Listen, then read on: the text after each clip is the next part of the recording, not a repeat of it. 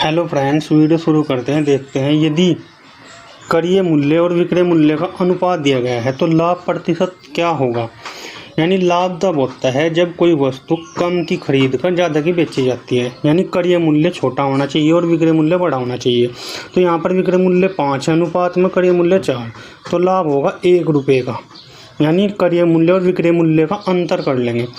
फिर बटे में क्या करेंगे हम, प्रतिशत लाभ निकालने के लिए क्रय मूल्य से भाग करेंगे और 100 से गुणा करेंगे।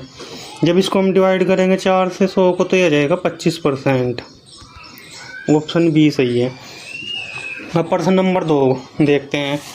यदि क्रय मूल्य और विक्रय मूल्य का अनुपात इसका अपोजिट कर दिया तब क्या कह रहा है प्रश्न में, प्रतिशत हानि बताओ।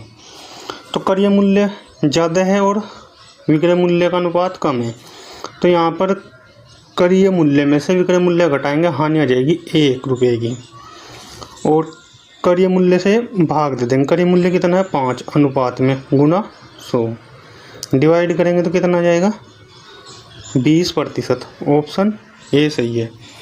आगे बढ़ते हैं, देखते हैं। अब ये देखते हैं प्रश्न, यदि क्रय मूल्य और विक्रय मूल्य का अनुपात दिया है तो लाभ प्रतिशत बताओ। तो विक्रय मूल्य कितना है 21 रुपये और ये 20 रुपये, तो यानी विक्रय मूल्य बड़ा है, तो 21 में से 20 गए 1 बटे में क्रय मूल्य 20 गुना 100। ये सिंपल सा तरीका है, डिवाइड कर देंगे तो यह जाएगा 5%। ऑप्शन ए सही है।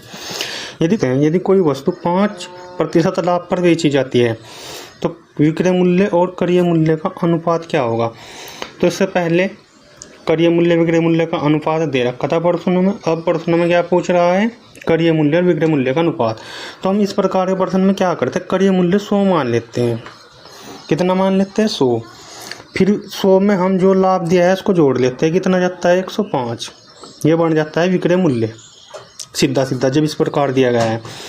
अब इसने बोला है विक्रय और क्रय मूल्य का अनुपात, तो हम पहले विक्रय मूल्य लिख लेते हैं 105 अनुपात में जो पहले दिया गया है उसको लिखेंगे यहाँ पर, ये ध्यान देने वाली बात है। फिर क्रय मूल्य, यदि यहाँ पर क्रय मूल्य पहले होता तो पहले 100 लिखते और यदि विक्रय मूल्य दिया तो 105 लिया। तो अब हम इसको काटते हैं 5 से, तो ये आता है 21 और ये आता है 20, तो कितना जाएगा 21 अनुपात 20। यदि इसका अपोजिट कर दे, क्रय मूल्य पहले लिख दे, क्रय और विक्रय लिख के आ जाए प्रश्न में अनुपात। यदि क्रय पहले आएगा तो फिर आ जाएगा इसका अपोजिट, यानी 20 और 21। ये ध्यान देने वाली बात थी। चलिए आगे बढ़ते हैं, देखते हैं। यदि विक्रय मूल्य क्रय मूल्य का 90% है तो हानि बताओ। तो जिसका कहा ना इसने, क्रय मान लेते हैं हम, क्रय 100 मान लेते हैं। तो क्रय का जब हम 90% निकालते हैं तो ऐसे निकालते हैं तो ये क्या आ जाता है विक्रय मूल्य।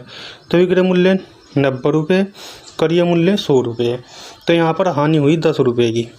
क्रय मूल्य कितना है 100 रुपये, विक्रय मूल्य 90 रुपये, हानि हुई है 10 रुपये की।